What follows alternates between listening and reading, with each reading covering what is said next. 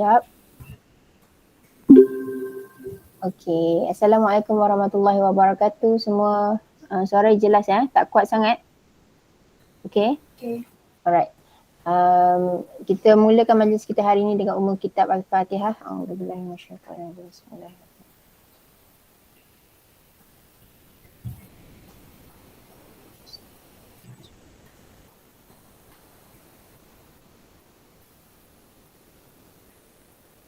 Okey. Hari ini hari Jumaat, kita macam biasa nak share buat health sharing dan tajuk kita punya topik kita hari ini ialah tentang sembelit. So minta maaf lah pada kalau ada pendengar ni nanti orang baru ke, dalam meeting Syahur kita memang selalu bercerita tentang benda-benda macam ni, sembelit lah, kentut lah, macam-macam. Okay, so untuk tidak membuang masa lagi, kita teruskan dengan presenter kita Puan Irna untuk cerita tentang topik kita hari ini. Persilakan.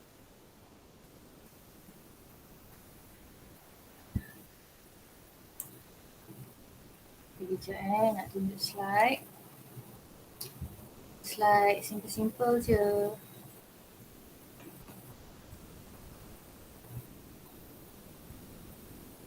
Tapi sebab baru install ni, apa ni? PowerPoint, so kita semangat sikit lah kan nak buat slide. Okay, nampak tak Sama slide? tak ada PowerPoint ke? Sama tak ada PowerPoint? Tak ada. Tak ada. Okay, nampak? Tak ada. Apa nama dia tu? Word ke Word? Microsoft Office. Office. Tak ada Office. Tak apa. Okay. So sembelit so hari ni kita nak cakap pasal topik sembelit. Okay. Sebelum ni kan, sebelum kita belajar banyak-banyak ilmu lah tentang kesihatan yang sebenar kan, dulu saya ingatkan sembelit ni macam kita nak pergi toilet kan, kita nak membuang tapi susah. Dekat toilet tu duduklah berjam-jam kat situ, tak keluar-keluar. Itu apa yang saya fikirlah maksud sembelit. Okay, tapi sebenarnya ada banyak lagi definisi sembelit kan. Okay, satu, sembelit ni dia bukanlah simptom. Sembelit ni adalah simptom. Okay, dia bukan sejenis penyakit. Dia hanyalah simptom saja, simptom yang menyebabkan sesuatu benda tu terjadi. Okay. Orang yang sembelit, dia tak dapat nak buang air besar setiap hari. Okay, itu satu. Sebab kita kena membuang setiap hari. Kita makan hari-hari dan kita perlu membuang sekurang-kurangnya sekali setiap hari. Okay. Yang kedua, dia sukar untuk membuang air besar seperti normal. Okay, normal ni macam biasalah kalau orang yang normal, orang yang tak ada masalah sembelit, dia rasa, nak buang air, dia pergi toilet, dia membuang, habis, siap, dia keluar toilet. Tak ada masalah. Orang yang ada masalah sembelit ni mungkin dia dah duduk kat toilet, satu, dia mungkin ambil masa sikit kan, dia boleh baca surat khabar, baca buku, baru dia boleh membuang. Ada orang pula dia perlukan alatan lain, tools yang lain. Contohnya orang yang memang ada masalah sembelit ni yang perlukan doktor dia kena pergi jumpa doktor nak keluarkan najis tu daripada usus dia. Itu tak normal lah tu kan, memang ada masalah sembelit tu, memang dah sembelit yang teruk lah tu. Okay, ada orang yang dia perlukan macam pemangkin tau, macam orang panggil laxative kan, untuk nak buang air.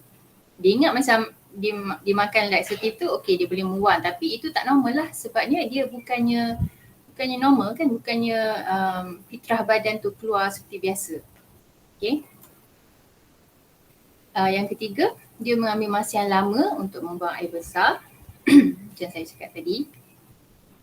Dan dia mempunyai tekstur najis yang tidak berkualiti. Ini adalah ciri-ciri orang yang ada masalah sembelit. Okay, So tadi saya cakap pasal najis yang berkualiti kan, najis yang tidak berkualiti. So kita nak tahu apakah ciri-ciri najis yang berkualiti tu. Okay, satu saiz. Okay, kita tengok saiz pada najis kita. Kita kalau boleh kan kita jangan gelilah. Jangan geli nak tengok kita punya najis. Bukannya kita nak tengok lama-lama, bukan. Just nak check je. Sebab ada tau saya punya downline yang bila kita suruh dia check, dia cakap, tak nak lah, gelilah aku. Tak sukalah tengok. Bukannya kita nak suruh pegang ke apa, tak. Kita tengok je kejap kan. Okay. Kenapa kita nak tengok? Supaya kita nak tahulah kita punya kita punya sistem penghadaman tu elok ke tak. Kita punya perut ni elok ke tak. Usus kita berfungsi dengan sihat ke tak. Okay. So ciri-ciri najis yang berkualiti ni, satu kita tengok dia punya saiz. Saiz dia perlu besar dan panjang. Kita punya najis tu dia perlu besar dan panjang. Okay, sebab apa? Kalau sini kita tengok, ni kita punya usus besar ni adalah macam acuan lah untuk kita punya najis tu. Dia besar dan perlu panjang. Okay. Warna dia, warna dia perlu macam kuning, yang sebaik-baiknya adalah warna kuning ataupun macam coklat cair macam tu. Kalau hitam, maksudnya dia dah lama lah dalam kita punya usus, dia baru nak keluar. Maksudnya itu dah macam mungkin 2-3 minggu punya najis baru nak keluar. Ada juga orang cakap macam linzi kan, linzi hitam kan, linzi dia warna dia hitam. Dia cakap, yelah aku makan linzi hitam, nanti berak pun keluarlah hitam. Dia cakap macam tu. Tapi tak sebenarnya tak. Bukannya linzi tu yang menyebabkan kita punya najis tu hitam. Tapi sebenarnya linzi tu tolong untuk buang najis yang lama-lama yang dah duduk dalam kita punya usus lama-lama tu, dia nak tolong keluarkan. Itu sebabnya. Sebab hari tu ada jugalah orang cakap kan, kenapa dia punya berak lately hitam kan. Ada orang juga cakap macam kalau makan benda-benda, makanan tu yang menyebabkan color najis tu, tapi bukanlah sebenarnya. Okay, ciri yang ketiga, kita punya najis ni yang berkualiti, dia perlu terapung. Terapung, okay. Kita tengok, yang nak senang tengok, kita tengok dalam lubang toilet tu lah kan, dia terapung ke atas air ke ataupun tenggelam. Kalau dia tenggelam, menunjukkan kita punya badan tu kurang fiber. Okay, so kita perlu lebihkanlah banyak pengambilan fiber. Banyak fiber ni kita boleh dapat daripada buah-buahan, daripada sayur-sayuran. Jadi kita lebihkan tu. Ada orang pula cakap kan, aku memang makan sayur banyak, aku memang makan buah banyak-banyak, tapi tak terapung pun kan. Itu mungkin sebab some people kan, dia makan contohnya apple dia makan apple, dia buang kulit. Dia tak suka kulit. Tapi sebenarnya kulit tu adalah sumber fiber yang elok lah kan, kulit apple tu. Tapi dia tak makan kulit.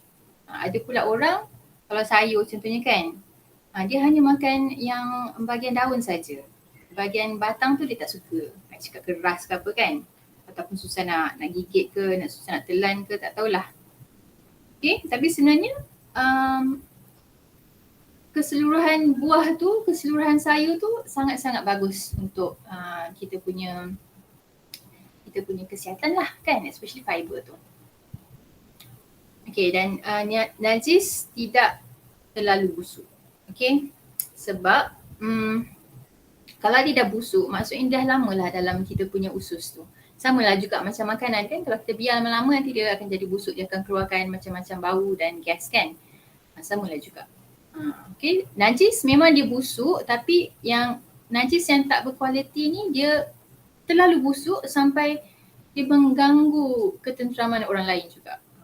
Okay, so ini adalah ciri-ciri najis yang berkualiti. So kita check lah kita punya najis tu adakah kita dapat 4 ciri-ciri ni.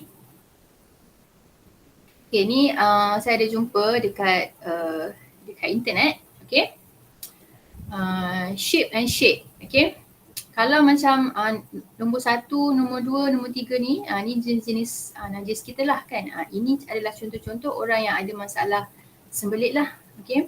Macam ni dia punya najis tu berketul-ketul kan, macam tek kambing ataupun dia macam ada shape tapi still berketul-ketul juga. So ini adalah contoh-contoh orang yang ada masalah sembelit, dia punya najis.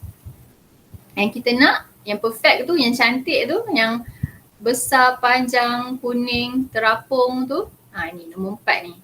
Cantik je kan? Yang 5, 6, 7 ni dia sebenarnya dia mungkin ada masalah cerit-berit lah. Okay, diarrhea. Okay, kenapa sembelit terjadi? Okay, satu sebabkan oleh pemakanan yang tidak sihat.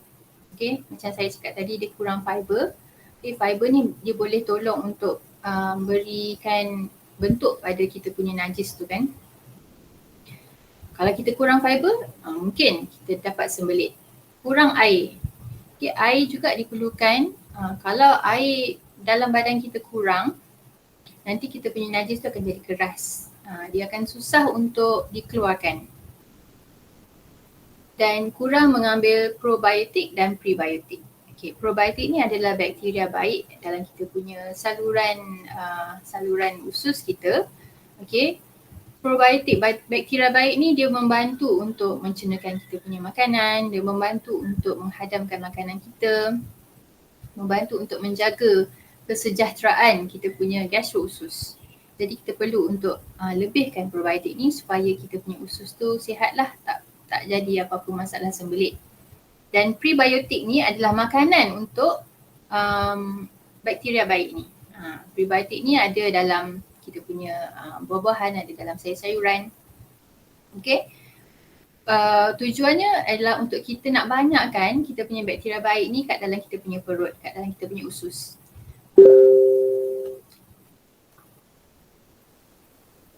Okay. Orang yang mengambil ubat dalam jangka masa yang panjang mungkin akan dapat sembelit juga, sebab kita tahu ubat dia ada banyak bahan-bahan kimia kan, bahan-bahan yang toksik pada badan kan. Dalam pengambilan jangka masa yang panjang dia akan lama-lama merosakkan juga organ-organ yang dalam badan. So termasuklah menyebabkan punca sembelit. Stres. Okay, stres ni pun akan menyebabkan kita sembelit. Kita tahu kita punya perut, kita punya sistem penghadaman ni dia memang actually semua sistem dalam badan kita dia connected kan. Kalau bila kita stres tu kan, okay, bila kita stres badan kita dia akan keluarkan beberapa hormon macam-macam hormon lah yang akan mengganggu. Mungkin ada setengah hormon tu bila kita stres dia akan mendirectkan blood flow tu ke organ-organ yang lebih penting lah. Contohnya macam kita punya jantung, kita punya otak kan. So kurang blood flow pada kita punya saluran usus. Jadi kita punya saluran usus tu dia punya metabolisme pun jadi berkurangan. Itu boleh buat kita sembelit juga. Okay.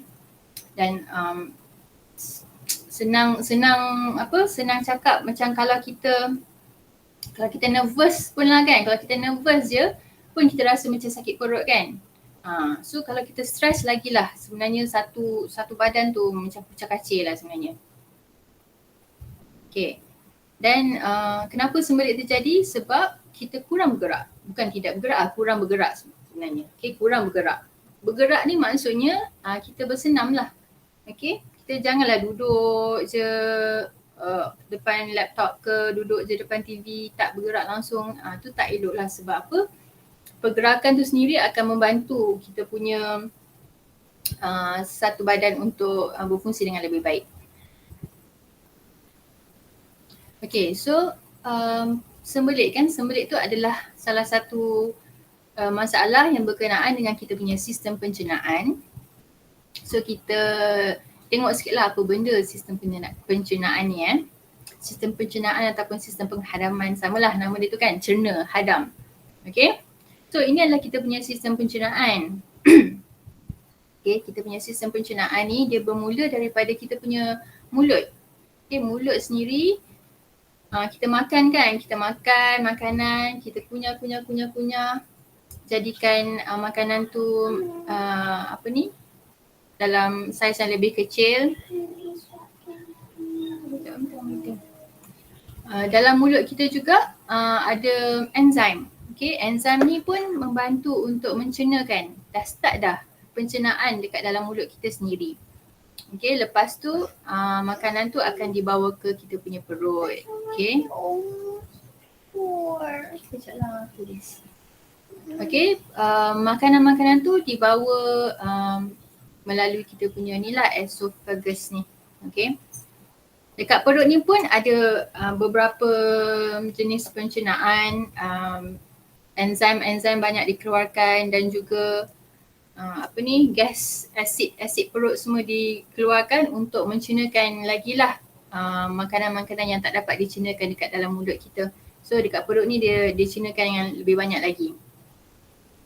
Lepas tu makanan yang dah dicernakan tu dia akan masuk ke dalam kita punya usus kecil. Okay, usus kecil ni lah yang akan menyerap semua nutrien yang kita dapat daripada makanan.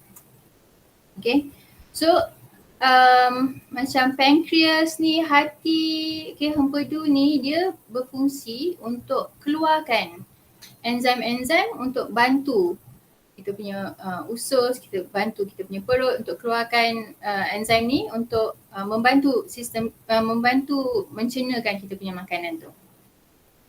Okay, lepas kita punya usus kecil ni dia dah serap semua nutrien ni dan dia punya sisa-sisa makanan tu dia akan masuk ke dalam kita punya usus besar ni untuk dikeluarkan lah. Okay, keluarkan melalui kita punya dubur, kita buang air besar lah kiranya. So dekat sistem dekat usus kecil ni dia akan serap nutrien, okay. Dekat dalam usus besar ni dia simpan lah sisa-sisa tu, dia akan dikeluarkan. Jadi fungsi sistem pencernaan kita, okay, satu dia pecahkan molekul makanan ke saiz yang lebih kecil, okay, dekat bahagian mulut dengan perut ni. Kemudian dia mencernakan makanan, dia menyerap nutrisi dan menyingkirkan sisa toksin dari badan. Okay. So ini adalah fungsi kita punya sistem pencernaan. Kenapa? Kenapa kita perlu jaga sistem pencernaan ni? Kenapa? Sekejap Perlu. Okay, kenapa kita perlu jaga sistem pencernaan? Satu, kita makan kan, kita makan supaya kita nak dapatkan nutrien, vitamin, mineral daripada makanan yang kita makan tu. Okay, kalau kita tak jaga kita punya sistem pencernaan dengan baik, okay, macam mana dia nak dapatkan nutrien, macam mana nak serap nutrien tu daripada makanan yang kita makan kan? Nanti rugi je, benda-benda yang kita makan tu rugi je, macam buang macam tu saja. So perlulah kita untuk jaga kita punya sistem pencernaan ni supaya kita tak sia-sialah kita makan tu, dapat nutrien untuk badan kita jadi lebih sihat. Okay, yang kedua, kita nak buang toksin. Kita nak buang toksin yang ada dalam badan. Kita dah makan kan, kita makan dah dicernakan, dah nutrien benda-benda yang baik dah diserap dalam badan, yang tak elok tu kita perlu buang daripada badan kita. Jadi sistem pencernaan ni pun dia berfungsi untuk buanglah toksin daripada badan kita. Kalau toksin yang ada banyak, dia tak dibuangkan, terkumpul dalam badan, lama-lama dia akan merosakkan kita punya organ-organ dan sistem dalam badan kita. Okay.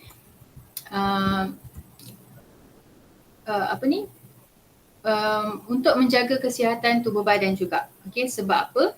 Kita tahu 80% sistem imun ada kat dalam kita punya sistem pencernaan. Okay, 80% banyak kan? Jadi penting untuk kita jaga kita punya sistem pencernaan ni supaya badan kita sihat. Apa jadi? Okay, apa jadi kalau kita tak jaga sistem pencernaan? Okay, jantung jadi stres atau lemah, ni antara penyakit-penyakit yang kita boleh dapat lah kan. Sakit sendi, arthritis, menjejaskan fungsi otak dan boleh mengakibatkan nyanyuk, menyebabkan muka pucat, berkedut, kulit cela, psoriasis, okay, badan lesu, otot lemah, berat badan bertambah, cepat nampak tua, kolesterol tinggi, kanser. Sebenarnya macam-macam penyakit yang kita boleh dapat kalau kita tak jaga kita punya sistem pencernaan tu dengan betul. Okay, ni antara penyakit-penyakit yang kita boleh dapat, tapi sebenarnya banyak lagi sebab yelah 80% kan, 80% sistem imun ni ada dekat sistem pencernaan. Okay. Tanda-tanda sistem pencernaan kita tidak sihat. Ni adalah tanda-tanda dia lah antaranya. Okay, masalah buang air besar, perubahan emosi, masalah gatal-gatal kulit, kerap bersin, mudah lupa. Ini antara tanda-tanda sistem pencernaan kita tidak sihat. Okay, sering sakit kepala. Kat sini ada lagi sering sakit kepala, sembelit, lesu dan tak bertenaga, selalu lapar, okay, selalu kentut. Selalu kentut ni, okey, tapi kalau kentut yang busuk tu, tak okey nafas dan najis berbau. Ini adalah masalah sistem pencernaan yang tidak sihat.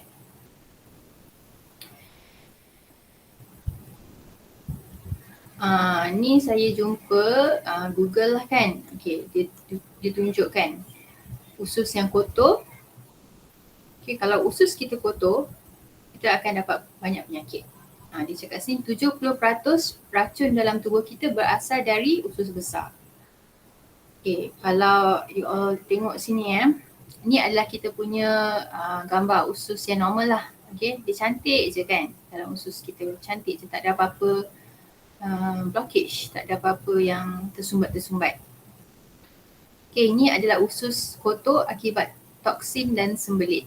Okay, nampak ni ada macam banyak kekotoran kat sini kan.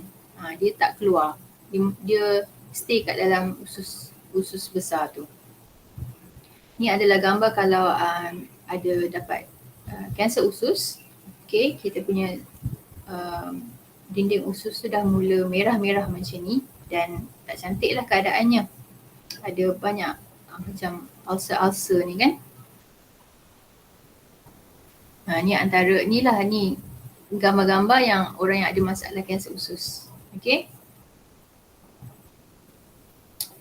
Itu saja sebenarnya slide yang ada. Okay. Saya nak share baru-baru ni. Okay, baru-baru ni saya ada jumpa satu kes budak perempuan. Dia kecil lagi, dalam 11 ke 12 tahun macam tu lah kan. Saya jumpa mak dia, dia cakap dia ni dia susah nak membuang. Sembelit lah kan, ada masalah sembelit.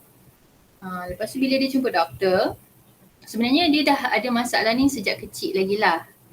Even masa dia lahir lagi, dia nak, kan kalau kita lepas baby lahir tu kan, doktor akan monitor kan dia berak ke tak kan. Tapi anak dia ni, dia tak, selama 5 hari pun dia tak berak lagi. Tapi tak tahulah kenapa doktor tu main lepas je kan, kasih dia keluar je hospital tu. So dia pun macam dia ingat macam okey lah, tak ada benda kan. Yelah mak baru kan, anak first, tak tahu apa-apa sangat. Lepas tu later barulah memang anak ni ada masalah sembelit dan macam-macam masalah lagi. Dia ada masalah paru-paru, dia ada masalah asma, macam-macam lah. Banyak lagi masalah penyakit dia lah kan yang timbul. Dan bila anak dia ni dah sekolah rendah tu barulah dia nak pergi check betul-betul kan, check betul-betul dengan pakar. Lepas tu baru pakar cakap, dia ni ada satu penyakit tu nama Hirschsprung, macam tu lah kan bunyi dia, Hirschsprung disease. Macam tu lah bunyi dia kan. Masalah dia saraf dekat dia punya usus tu, okay, ada saraf-saraf dekat usus dia tu dah mati, tak aktif.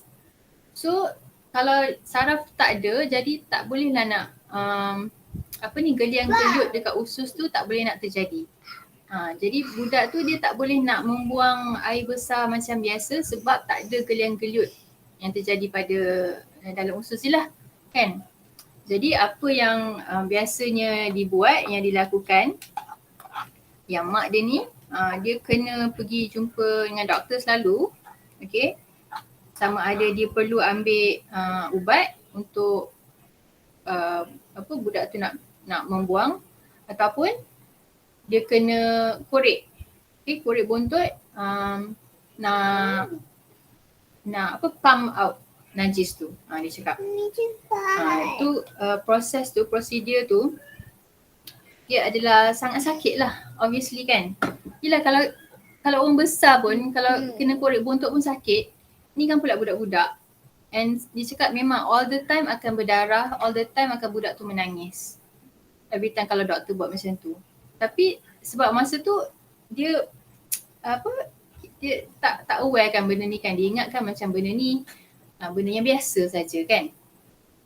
Macam budak susah nak membuang, dia ingat macam tu. Tapi sebenarnya ada masalah lain kan. Rupa-rupanya saraf dekat dia punya usus tu, saraf dekat usus tu dah mati. Sebenarnya saya tak dapat nak contact dia, tak tahu macam mana apa ending, sebab dia sepatutnya nak jumpa dengan pakar, nak nak ada ni lah kan, next check up.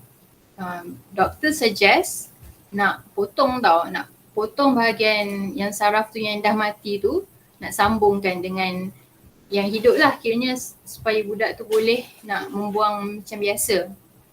Tapi saya tak dapat, dia busy ke apa ke kan, saya tak dapat nak contact dia lagi lah, tak tahu macam mana. Tapi sebenarnya bukan sahaja untuk anak dia ni kan, dia bukan sahaja ada masalah sembelit, bukan sahaja ada masalah lung, dia pun effect dia punya emotion tau. Dia effect emotion dia sampai dia macam kira dia lah, dia moody, dia sebab dia tak boleh nak membuang dengan sendirinya kan. Kita tahu bila kita tak boleh nak membuang, toksin dekat dalam badan tu punya berkumpul kan. So macam-macam benda yang tak best kat dalam badan itu masa tu. So memang kesian lah kan, kesian sangat-sangat lah kat budak ni.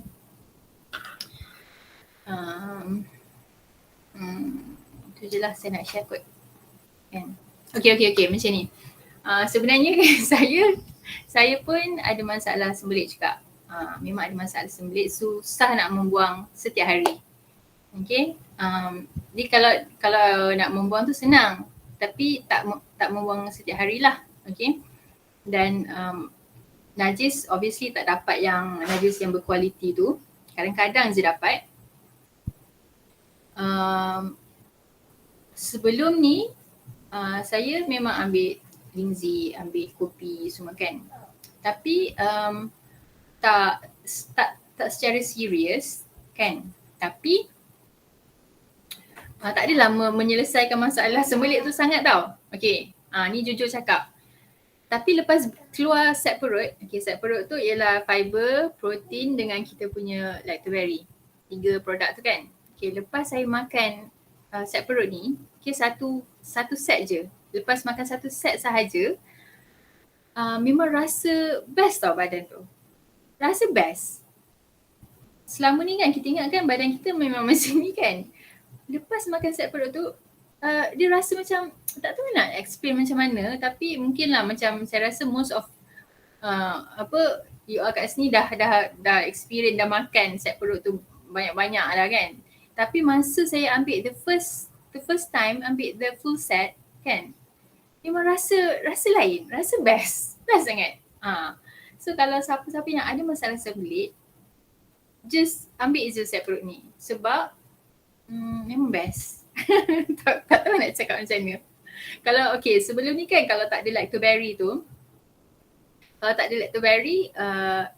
makan soya dengan fiber sahaja kan, rasa dia tak best sangat tau.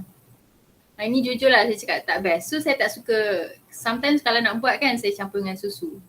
Itu pun tak sukalah. Sebab yelah dulu-dulu lah, dulu-dulu punya cerita sebab dulu kan kita kalau kita dah biasa minum, kalau macam soya bean pun kita minum yang yelah yang best-best tu kan yang ada banyak gula kan. Bukannya macam soya yang tak ada rasa apa-apa tu kan. Kita pun makan mesti nak yang kalau macam taufu fa kan, mestilah nak yang gula je yang banyak kan. So rasa dia tak sedap. Tapi bila campur dengan lactoberry ni, alhamdulillah rasa dia senang diminum lah. Macam mudah diterima oleh palet-palet yang tak suka benda-benda yang tawar ni.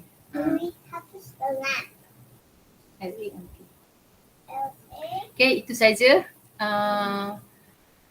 sharing tentang sembelit daripada saya. Okay, terima kasih Puan Ina. Yang tadi sharing pasal budak yang ada sembelit tu kan, budak yang susah nak membuang tu, kalau tak silap dia punya paling kronik, dia punya history 25 hari ke? Betul tak? Berapa hari dia lama tak membuang tu? Hari tak boleh membuang. 25 hari tak boleh membuang. So if I'm not mistaken, memang budak tu masa tu dia ada emosi dia terganggu dan dia macam ada buat benda-benda yang macam tak sepatutnya dia buat lah untuk budak umur 9-10 tahun kan, sebab dia terlampau stres, mental dia terlampau stres. Okay, so itulah betapa teruknya sembelit ni sebenarnya. Kadang-kadang kita tak rasa benda tu. Tolong offkan mic ya semua orang. Okay. Kita mungkin rasa tak, macam Irna kata, once dia dah rasa benda tu dah makan set perut tu, lepas tu dah tiba-tiba rasa best. Selama ni agaknya rasa badan kita macam berat kan. So I rasa lepas dah lebih lawas tu, kita punya pembuangan, badan kita rasa lebih ringan macam tu kan. And kita rasa, sebenarnya kita rasa happier lah. Mungkin selama ni kita tak tahu yang mental kita pun sebenarnya emosi kita terganggu sama. Kita tak tahu kenapa kita rasa gloomy hari-hari kan. But when kita rasa much better tu, lepas tu baru kita tahu kan. So okay, yeah. Apa dia? Sorry, baru teringat satu point. Ni cakap pasal emosi tu kan.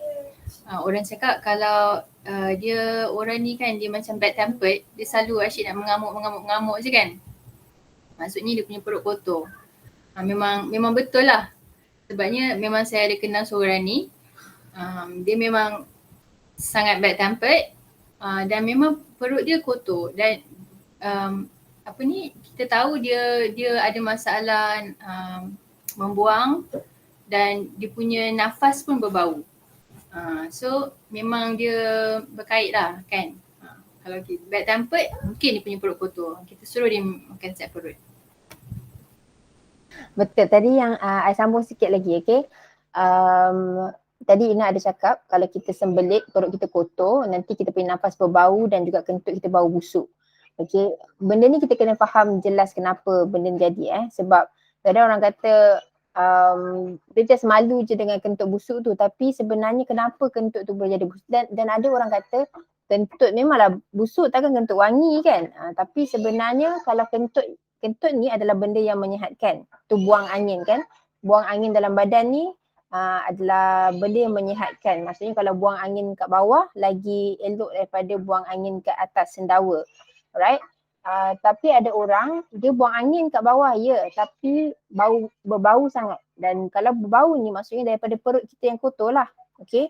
Dan ada setengah orang tak kentut langsung. Dia banyak sendawa saja, tak kentut langsung. Maksudnya angin kat dalam badan tu tak dapat nak keluar. Sepatutnya angin dalam badan keluar dekat kita punya saluran perhalaman kat bawah tu, tapi dia tak dapat keluar dan dia naik atas. Dalam proses dia naik atas tu dia akan kacau sistem-sistem yang lain.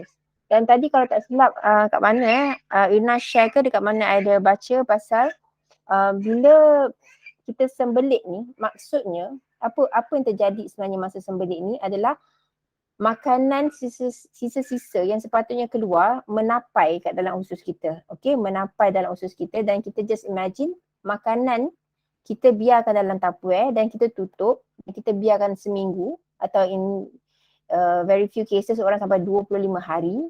tak keluar-keluar makanan tu. Kalau makanan itu saja tak apa, tapi hari-hari kita tambah makanan baru, hari-hari tambah makanan baru tapi kita tak keluarkan. Imagine apa akan jadi dengan makanan dalam Tupperware tu.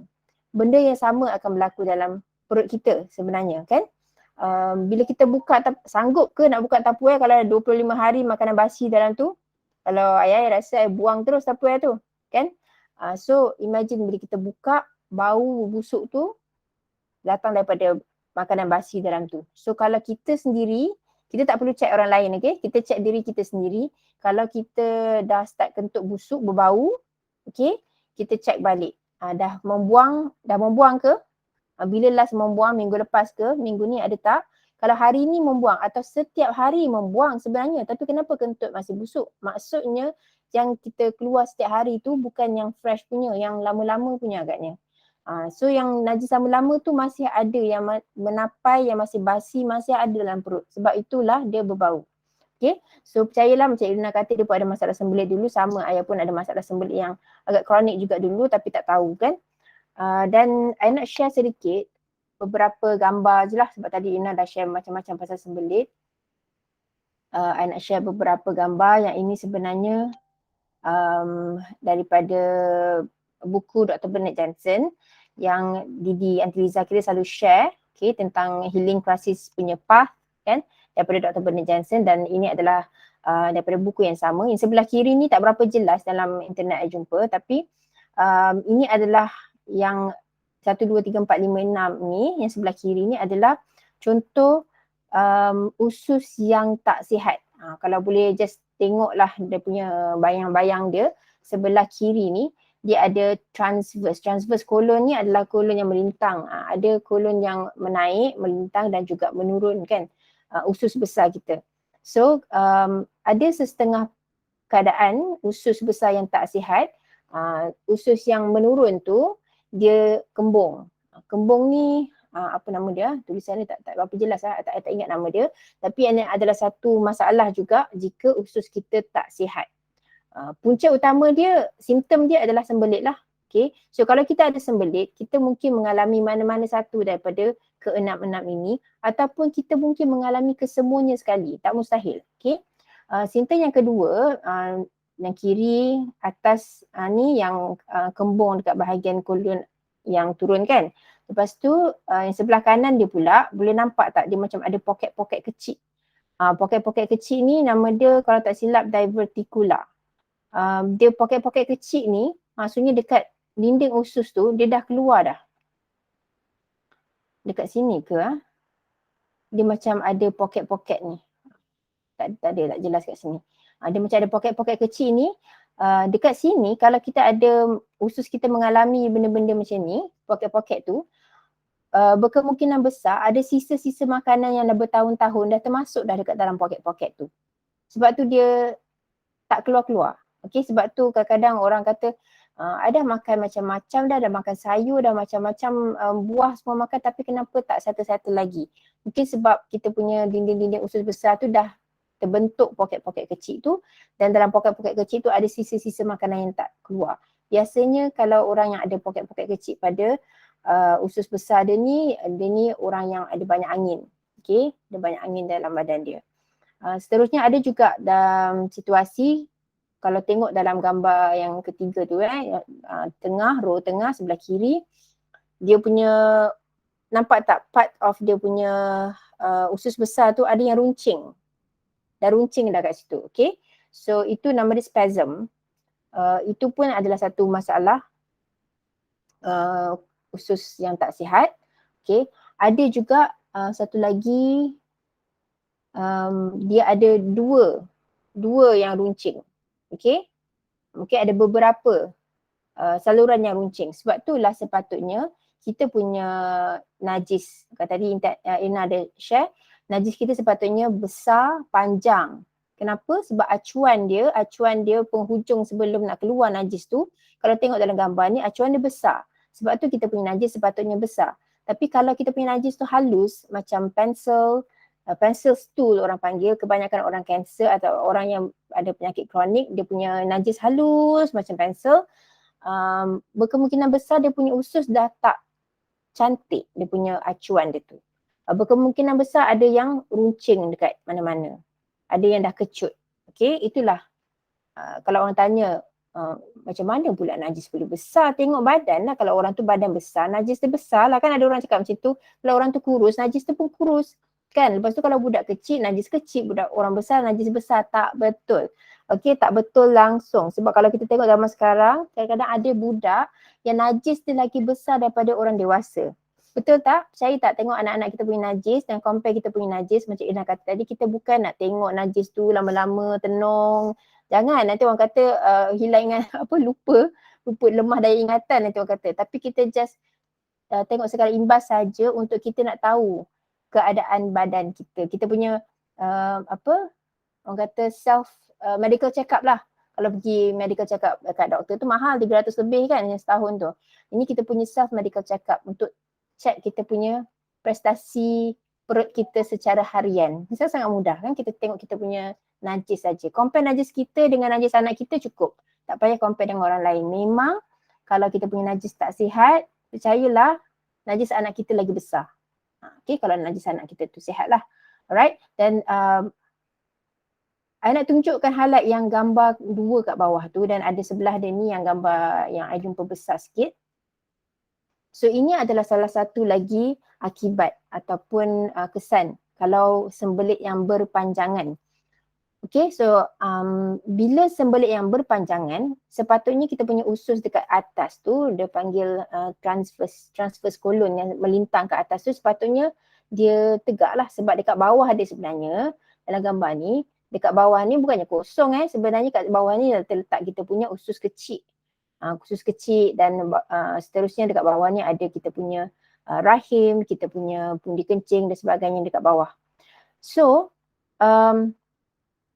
bila orang tu mengalami, jika seseorang tu mengalami sembelit yang teruk, sembelit ni macam kita kata tadi adalah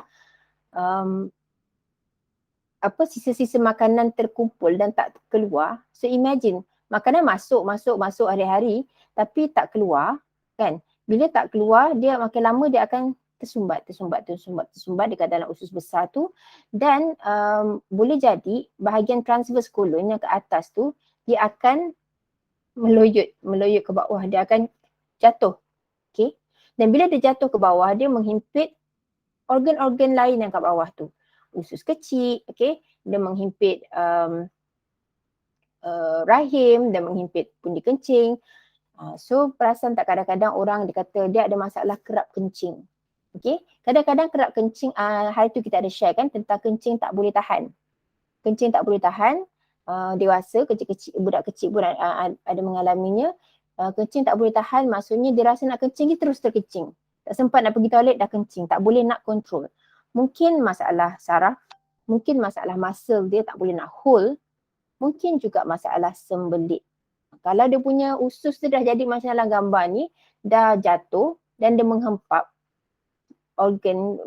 pundi kencing, boleh jadi juga dia tak boleh nak tahan kencing tu. Bila dia menghempap, dia boleh juga jadi rahim jatuh. Kadang-kadang orang kata peranakan jatuh lah, rahim jatuh. Mungkin juga disebabkan oleh sembelit.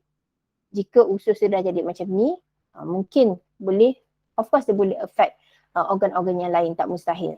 Okay, so yang ini ada dua gambar ni tapi yang besar ni boleh tengok lah. Dia punya ni, orang ni, contoh usus ni dia ada transverse dah jatuh, transverse colon dah jatuh dan dekat sini pun dia ada diverticular juga, dekat tepi ni ada pocket kecil. Dekat sini tengok ovum tak boleh pass through. Ni ovary. Ini sebenarnya gambar rahim ni sebenarnya. Rahim yang kalau cantik dia akan nampak macam yang rahim gambar biasa tu lah, yang macam tangan macam tu kan. Tapi sebab dia dah kena hempap, dah tak ada rupa rahim, okay. Dan boleh nampak ovum tak boleh lalu sebabnya fallopian tube tu dah terhimpit dengan usus besar tadi. Boleh jadi macam-macam. Maksudnya orang yang sembelit ni juga boleh juga mengakibatkan dia susah nak hamil. Okay? Sebab dia dah menghimpit keadaan usus dia tu, dah menghimpit dia punya fallopian tube. Bukan ada masalah kesuburan ke apa, bukan. Tapi sebab sembelit saja pun boleh menyebabkan masalah susah nak hamil. Okay, so ini adalah antara beberapa, dan ini okay, Dr. Bernard Jensen punya chat, kita selalu share yang ini. Mana tadi gambar yang macam mana nak share lagi satu gambar tadi, which is nak tunjuk betapa berseliratnya dekat dalam kita punya usus. Sebab selalunya I tengok gambar usus, dia share macam gambar-gambar yang okay ni. Dia share gambar-gambar yang macam kita tengok tu lah kan, gambar usus besar, usus sihat. Ini pun macam tak adalah mengerikan sangat kan kalau korang tengok kan. Okay, sekejap I share lagi satu gambar yang jarang-jarang I nampak lah, mungkin korang selalu nampak, I tak sure. So ini adalah kita punya yang cakap tadi kan, dekat bawah usus besar tu sebenarnya ada usus kecil ni. Okay, usus kecil yang berselirat. Berselirat ni, sekejap boleh nampak tak? Am I still sharing this? Oh tak sekejap I share balik. Sebab I ulang balik cerita yang I pernah ceritakan kat sini, in case ada yang tak pernah dengar. Pernah kes kalau tak silap 2 tahun lepas, seorang yang warga emas, okay, dia asalnya dia sakit perut. Okay, katanya dia sakit perut masa tu bulan puasa. Pergi klinik pertama, doktor kata oh makcik ni angin ni kan, bagi ubat angin. Klinik kedua dia kata mungkin sebab makcik puasa, sebab itulah macam rasa sakit perut lah kan. Okay, pergi klinik ketiga pun bagi ubat tahan sakit dan sebagainya. Okay. Lepas tu pergi jumpa 3 klinik, 3 doktor berbeza, 3 ubat yang berbeza. Satu hari dekat rumah dia rasa sakit-sakit sangat dan dia terus jatuh, rebah. Okay. Lepas tu anak terus bawa pergi ke hospital. Sebab masa tu bulan puasa, doktor kata okay, since you tengah puasa tak perlu tunggu lagi, boleh terus masuk operation theatre, terus operate. That's how critical it was. Dia perlu dioperate dengan kadar segera. Sebab doktor kata dia punya usus, nampak tak dalam gambar ni, usus kita macam ni kalau dalam perut, dia berselirat. Okay, so katanya usus makcik tu berselirat, okay, dan perlu what the doctor did was dia operate, okay, dia bawa keluar all this usus, bawa keluar, untangle dia, okay, leraikan simpulan-simpulannya, keluarkan najis-najis yang tersumbat, definitely banyak najis yang tersumbat. Okay, dah leraikan, dah clearkan, masuk balik dalam perut. Itu yang terjadi. Okay, so asal-asalnya adalah sembelit. So jangan buat main dengan sembelit. Baru-baru tersumbat, kita ada masa, masih ada ruang dalam usus tu, dia boleh ditolak-tolak lagi, kita tolak-tolaklah dengan set perut. Okay, minum air banyak-banyak. Makan lendir banyak-banyak untuk repair kalau ada kecederaan, luka dekat dalam parut-parut dekat dalam usus kita. Okay. Kalau ada poket-poket kecil dekat usus tu, kalau dengan makan lendir, dengan makan probiotics, prebiotics, fiber, insyaAllah dapat cleanse secara menyeluruh. Okay. Nak difahamkan dekat sini, okay, kenapa kena ambil set perut tu, ada beberapa item fiber, lactoberry, protein dengan kalau best kita tambahkan pollen sekali. Sebab lactoberry dia hanyalah macam memberi environment yang sangat cantik. Environment yang sangat cantik dalam usus. Okay, usus punya environment yang cantik ialah dipenuhi dengan bakteria baik, flora bakteria. Flora bakteria ni ada beberapa jenis bakteria baik. Kalau ada banyak bakteria baik dalam usus, memang usus tu happy lah, in their happiest state lah kata. Okay, fiber pula fungsi dia untuk act macam fiber tu bila bergabung dengan air, dia serat kan, macam Irna kata kalau makan buah jangan buang kulit. Contohnya apple kan, sebab kita ada fiber larut dengan fiber tak larut. Kita perlukan kedua-dua. Kalau kita minum fruit juice kan, jangan minum jusnya saja, sekali-sekali kita kena makan buah juga. Sebab kita nak serat yang tak larut pada buah tu. Okay, so fiber yang ada serat larut dengan serat tak larut ada dalam kita punya fiber. Kita punya fiber ada kedua-dua, serat larut dengan serat tak larut. Bila dia dah bergabung dengan air, dia akan jadi macam sponge dan dia akan macam cleanse usus-usus. You boleh imagine tak macam you ada sponge tengah cleanse dalam you punya usus besar, usus kecil semua. Sebab kalau tak macam mana kita nak berus kita punya usus kan. Okay, biar kita punya fiber tu buat kerja. Lepas tu bila kita dah ada fiber, kita punya environment dalam usus pun dah cantik, ada banyak good bacteria, protein akan menggalakkan dia punya geliang-geliut. Geliang-geliut ni adalah satu proses di mana bila kita nak membuang, ada rasa urge nak membuang tu. Ada setengah orang macam Irna share tadi kes budak tu, sebenarnya masalah dia ialah usus dia tak ada urge nak membuang tu, tak ada perasaan, tak ada, macam saraf dia seolah-olah tak berfungsi untuk macam kalau kita nak beranak dia panggil contraction kan. So kalau nak membuang tu dia panggil apa? Paralysis, apa benda apa? Apa benda tu lah nama tu, geliang-geliut tu lah. That proses geliang-geliut tu adalah untuk sepatutnya usus kita boleh menolak najis tu keluar macam tu sepatutnya. So protein boleh membantu untuk merangsang geliang-geliut tu. Okay. Apa lagi ya, pollen. Pollen of course untuk memberi nutrien yang sangat-sangat banyak dalam badan kita. Okay.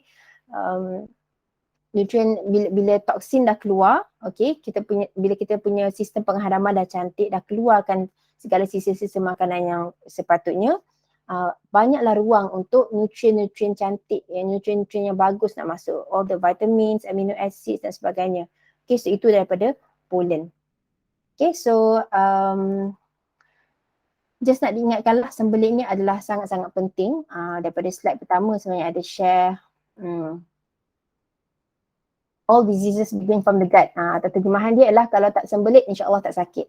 Kita punya terjemahan, okay. So kita sakit apa-apa pun check balik.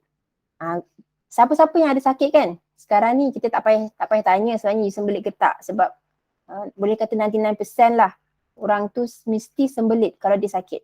So kita just cakap je bila kita jumpa orang, kita tahu dia ada masalah kesihatan ataupun kita tak tahu dia ada masalah kesihatan, share sahaja tentang kepentingan menjaga perut kita supaya tak sembelit. Okay, sebab kebanyakan orang tak tahu, dekat TV tak cerita pasal sembelit ni. Okay, dalam meeting Shuang Ho je selalu kita cerita ulang-ulang kali pasal sembelit. Sangat-sangat penting. Sebab kalau kita punya sistem penghadaman lancar, okay, yang ditakdirkan kita jatuh sakit ke dan sebagainya, insya-Allah lebih mudah untuk kita nak merawat badan kita. Sebab kita punya sistem nanti nak kata suara kita dah cantik, dah lancar lah, tak ada najis tersumbat yang lama-lama. So kita just ni je lah, bersihkan kita punya pembuangan harian dan juga kita just repair kat mana-mana yang masalah lain yang ada masalah.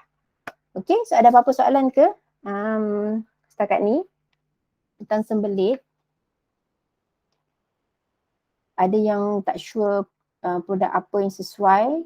Okay, I ulang kat sini. Hari ni kita tak share sangat pasal produk, tapi untuk masalah sembelit, again tadi Ina ada cakap dan ulang balik, selalunya kita akan syorkan set perut.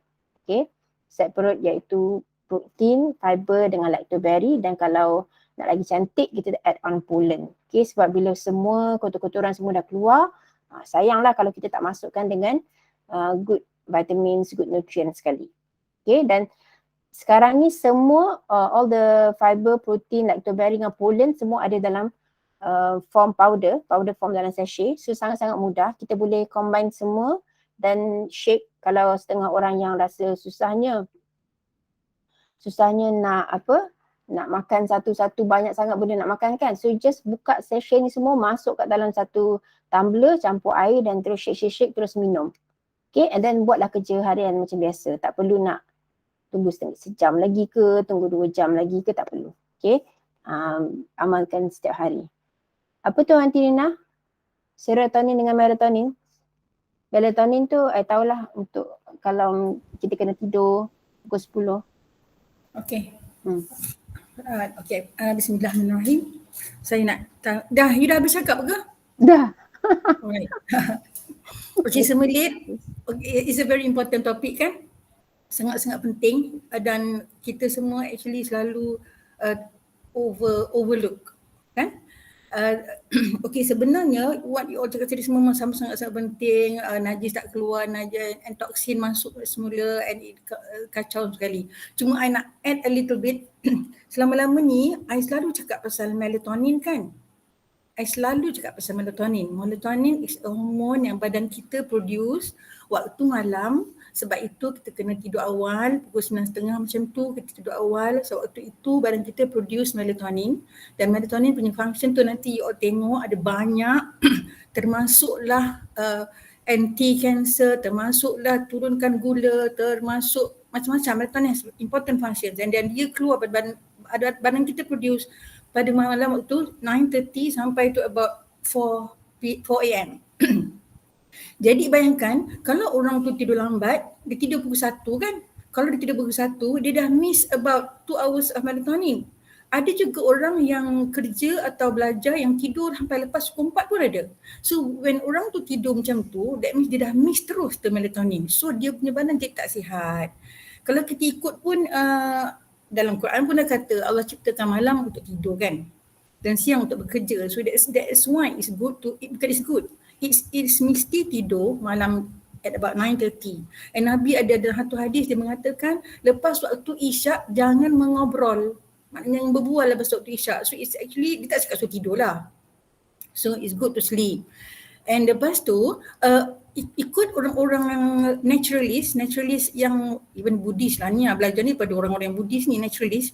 Dia kata the best time for us to sleep is ikut waktu nature. Maknanya zaman dulu masa kita, atuk-atuk kita, atuk nenek kita tak ada TV cara malam kan.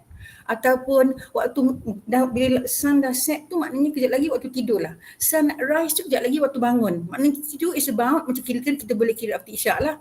And bangun waktu subuh lah kan. Dia kata ikut macam mana burung-burung semua, binatang-binatang semua buat. Dia tidur pukul berapa, dia bangun pukul berapa. Kita kena ikut binatang, bukan binatang ikut kita tau. So kita ni tak berapa pandai. Dulu TV channel sampai 9 o'clock when I was small. Now TV channel is 24 hours. So kita stay out watching TV, watching video, main game. Not even that.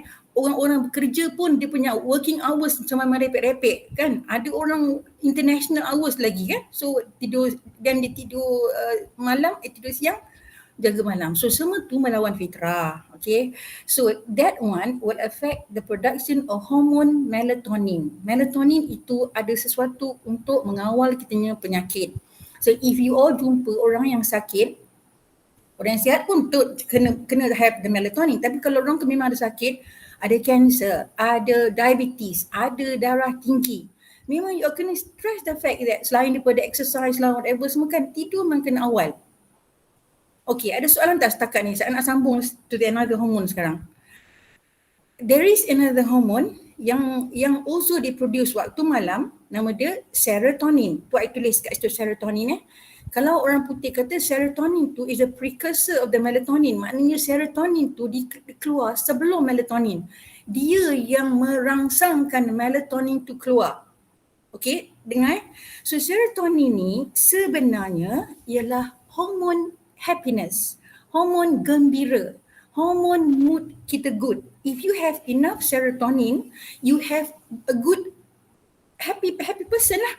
Kalau serotonin you kurang, you selalu bad mood, you selalu meradang. Ada banyak lagi tau serotonin punya function. Allah ciptakan kita setiap benda tu ada macam-macam multi-function. Cuma I stress on the mood saja. Serotonin is also good for your digestion, for your muscles semua. So orang putih panggil serotonin the happy hormone.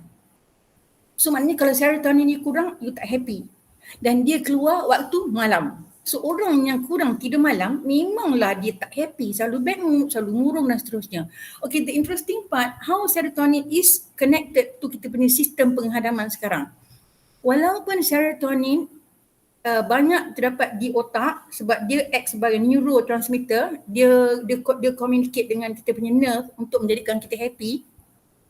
90% of the serotonin dalam badan kita dihasilkan di dalam kita punya usus. Nampak tak you cakap tadi, orang yang tak buat berak lama dia jadi bad mood, jadi unhappy, jadi tu kan. Salah satunya ialah badan dia kotor, toksin dia masuk. Lagi satu, dia tak dapat memproducekan serotonin dengan baik because serotonin, 90% of serotonin, the happiness hormone tu diproduce di dalam usus. Dengar ke tak dengar you all? So kalau orang tu lambat berak semua tu memang tak happy dah lah, tu tak comfortable kan. Serotonin dia kurang, dia tak boleh produce serotonin. Okay, so di serotonin, melatonin keluar saing-saing waktu malam. Jadi kalau orang tidur lambat, besok Macam siang mana grumpy kan? Sadarlah dia punya sel semua tak dapat oksigen, sel dia tak dapat the good hormone also. So sekarang ingat serotonin is produced 90% the cells in the use usus. So kalau you sibuk dengan semelit, you dengan usus yang bermasalah, serotonin tak ada. So the connection dengan kita punya microbiome, anak cerita juga microbiome, probiotic and prebiotic ialah microbiome. They are microorganisms kan? It is proven that the microbiome di dalam kita punya usus bantu penghasilan serotonin. Maknanya kita makan lactoberry, kita makan fiber, kita makan protein tu semua tu dalam tu dia merangsang production of serotonin juga. So selain daripada set perut tu, you cakap pasal dia boleh berak senang lah, buat badan besar, bukan all that physically. So behind that juga dia juga influence the production of serotonin, especially the microbiome, which is the probiotic lah. Probiotic is microbiome, and the probiotic dapat dalam lactoberry kan. Dan juga if you nak tahu lactoberry kita kan the prebiotic kan. The prebiotic is the makanan for the probiotic. Okay, untuk orang yang tak tahu, prebiotic is the makanan for the probiotic. Ke dia ada salah, betul lah. So besides that, prebiotic also dia dapat di dalam fiber, you know. That's why kita makan sayur, makan buah semua tu ialah dalam tu ada prebiotic, makanan untuk punya probiotic. So itu kita sentiasa digalakkan makan sayur dan buah juga. Dan di dalam kita punya protein juga ada something called ada something lah, tapi that's also a prebiotic. So di dalam protein, fiber dan lactoberry terdapat all these things yang menyihat-nyihatkan lagi kita punya gut bacteria. And from the gut bacteria tadi akan membaikkan digestive system. Dan selain itu juga dia make us happy because daripada kita punya badan tak kotor dengan toksin pasal ada serotonin production yang cukup. Okay? Itu saja, terima kasih. Budak-budak nak tanya sikit. Budak-budak kecil yang selalu bad mood tu bangun nak pergi sekolah macam mana? Tak cukup serotonin ke? Maybe dia tidur cukup tak? Itu rotan je. Kalau rotan ni baiklah tu.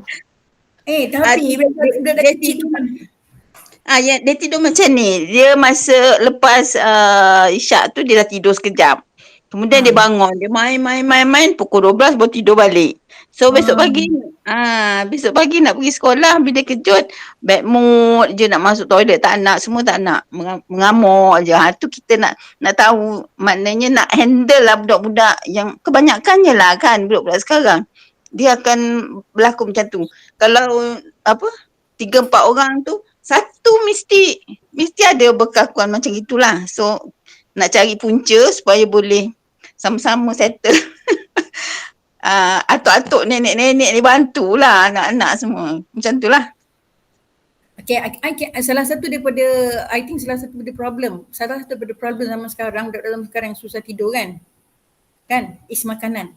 Because there's a lot of sugar in our food right now. There's a lot of sugar. Dalam susu, dalam tepung, dalam kuih, dalam apa, semua ada sugar. So one of the reason kenapa orang susah nak tidur zaman sekarang is the amount of sugar in our diet.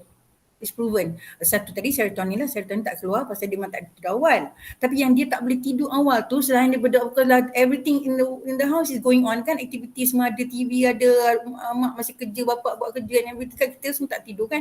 So tapi eliminate sugar dengan tepung, eliminate sugar dengan tepung. Baru ni ada kajian yang katakan, you know some people they have to get up at night, malam-malam kena nak kencing banyak kali atau tak tahan nak terkencing, kena kencing kan. Also there is research yang mengatakan orang-orang macam tu pasal the amount of sugar intake zaman sekarang is banyak. Cuba reduce the sugar. Walaupun kita mungkin dalam rumah kita memang tak boleh sugar, contohnya memang tak boleh sugar tapi kita guna di dalam kita punya masakan, dalam kita punya sayur, dalam dia punya air, dalam dia punya susu. Ada kan? Ada sugar tu, white sugar tu. So try to eliminate that. Betul. Sekarang kita susah hidden sugar. Yes, hidden sugar dia banyak. So salah satu pada diorang tu hewaya sangat, diorang punya perangai actually not only tentang tidur but everything as a whole, daripada eczema dengan asthma dengan semua tu, memang kita punya pemakanan, paling penting pemakanan selain pada lifestyle. So that's why kita kena pelan-pelan, kita kena masuk juga, kita kena make conscious effort. Kita pun tak boleh duduk and relax and kita okay tak apalah makan biskut sekali kan. Sebab rumah kita sentiasa ada biskut, sentiasa ada roti, sentiasa ada kari pap, roti canai semua ada kan. Semua tu ada sugar, kita tak beli sugar. Tapi dalam biskut, walaupun biskut tu biskut tawar, dalam tu ada sugar. Roti tawar perlu sugar untuk naik. So sugar is on everywhere. Sebab itu dia orang tu jadi macam tu. Not only dia jadi overactive, too much energy kan? Betul tak? Betul. So my own daughter, her husband dulu ada hyperthyroidism. So the problem memang bapak ni memang tak boleh tidur. Bapak bila tak boleh tidur kan, bapak bila tak tidur, the whole house pun tak tidur kan? Pasal the whole house tak tutup lampu. So bila, bukan dia tunggak family. So bila bapak decide tu tidur, bila bapak decide pukul 9.30 tutup semua lampu, guna dia punya power authority tu, orang semua paksa tidur. It works. Alhamdulillah semua orang tidur. Dulu anak-anak semua tak tidur. Because walaupun bapak ni suruh semua orang tidur. So semua orang tidur. Tapi dia tak tidur kan. Sebab dia tak boleh tidur. Okay. So now dah settle. It takes time tapi it takes a lot of discipline. Memang kena, there's no other way, Tidur cannot be compensated. Gula cannot be pun tak boleh jadikan alasan. Semua memang kalau kita betul nak sihat, memang kita kena jaga dengan ketat kita punya gaya hidup. Memang kena. So alhamdulillah kita dah ada kesedaran. We try our best. Mungkin kita tak boleh kontrol habis-habis. Because kita pun konon-konon takkan nak kontrol cucu, bukan rumah you kan. Betul. Tiba-tiba nenek ni. Tapi nak suruh semua orang pula. Risau lah tengok dia orang pukul 1 tak tidur lagi belempang-belempang. Kan kita lepas isyak je semua dah tumbang dah kan. Jadi dia macam main lagi kat luar kan. Pukul berapa tidur sebenarnya.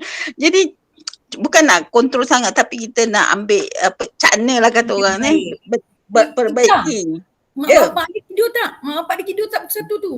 Mak dia tidur tapi bapak dia tak tidur lagi. Saya cakap bapak tu. Bapak tu kan anak you kan? No.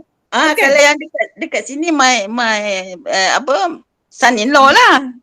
Dekat ni Cakap perlahan-lahan je lah, maknanya slowly masukkan how important it is. Why dia jadi macam tu. Sometimes it's not only dia tak boleh tidur, nanti affect dia orang punya health kan? Satu lagi nak cakap, dia kalau macam lepas balik daripada nursery tu kan, balik rumah bila anak tak makan dia risau. So dia suruh anak dia makan. I kata kalau dia tak makan tak apa, after 7 okey dah dia cakap tidur cepat kan. Ni nak bagi pula lagi sneakers lah apa. So banyak benda yang sakit mata. Banyak benda yang sakit mata sebab kita tahu. Jadi kita nak kata orang tu nak avoidkan sikit-sikit tu makan masa jugalah rasanya. Cuma nak share dekat sini lah mana yang baik kita share sama-sama kan, perbaiki. Memang kena sabar banyak. Ita dia orang ni pasal dah biasa dengan this lifestyle kan, pelan-pelan. Then what you can do is that kadang-kadang kita nak kontrol orang pun nanti orang pun tak apa suka kan. What we can do kan, kita sendiri tu menampakkan kita punya amalan tu macam tu. Lama-lama orang nampak slowly doa lama nanti dia orang tahu. Kita nak suruh orang tak suka kan. Ya. Dia tengok mak tak makan, mak mak tak boleh dah makan tak elok. You pass message like that indirectly, masuk juga nanti lama-lama insya-Allah. Itulah dia orang kata mak diet kuat dia kata sebab nak jaga body lah apa. Kata, sebab kita dah belajar so kita kena jagalah, betul tak? Betul. Nampak? So tak banyak sikit maknanya dia orang dapat daripada you punya. Itulah orang kata lead by example. It's better to lead by example kan daripada cakap-cakap kan. Cakap betul. Tu ada juga tapi lead by example is more effective. Betul. Okay, thank you. Okay, thank you very much. Ada apa-apa lagi nak tambah? Siapa-siapa? Okay, kalau tak ada apa-apa, so kita selesailah untuk topik kita hari ni tentang sembelit. Sembelit ni I rasa dalam mana-mana most health sharing ataupun most product sharing pun kita sekali-sekala akan include juga isu sembelit ni, sebab sembelit ni ada di mana-mana. Orang kanser sembelit, kencing manis pun sembelit. susah nak kencing, susah nak tahan kencing, sembelit, macam-macam lah. Masalah kulit pun boleh jadi puncanya daripada sembelit dan sebagainya. Okay. So apa-apa pun settlekan dulu masalah sembelit kita. InsyaAllah nanti masalah penyakit lain kalau ada lebih mudah untuk dirawat. Macam itulah, lebih mudah untuk dipulihkan. Okay. So jom kita akhiri majlis kita, ambil gambar dulu. Okay. Kita ambil gambar. Alamak, rupanya produk yang tak ada kat situ. Alright. Okay, thank you very much Aunty Asha. Jom kita ambil gambar Aunty Asha. Boleh tak? On kamera kejap. Aunty Nina kenapa gelap? Sekejap Okay, boleh. Aunty Nina gelap. Cuba bagi cahaya sikit. Okay, tak apa. Boleh je. Alright. 1, 2, 3. Okay, thank you very much semua. Terima kasih again banyak-banyak sebab hadir hari ni. InsyaAllah kita jumpa the next one hari Isnin depan. Dan kita akhiri majlis hari ini dengan wabillahi taufiq wal hidayah. Wassalamualaikum warahmatullahi wabarakatuh. Waalaikumsalam warahmatullahi. Terima kasih. Okay, sama-sama. Terima kasih. Terima kasih. Assalamualaikum. Assalamualaikum.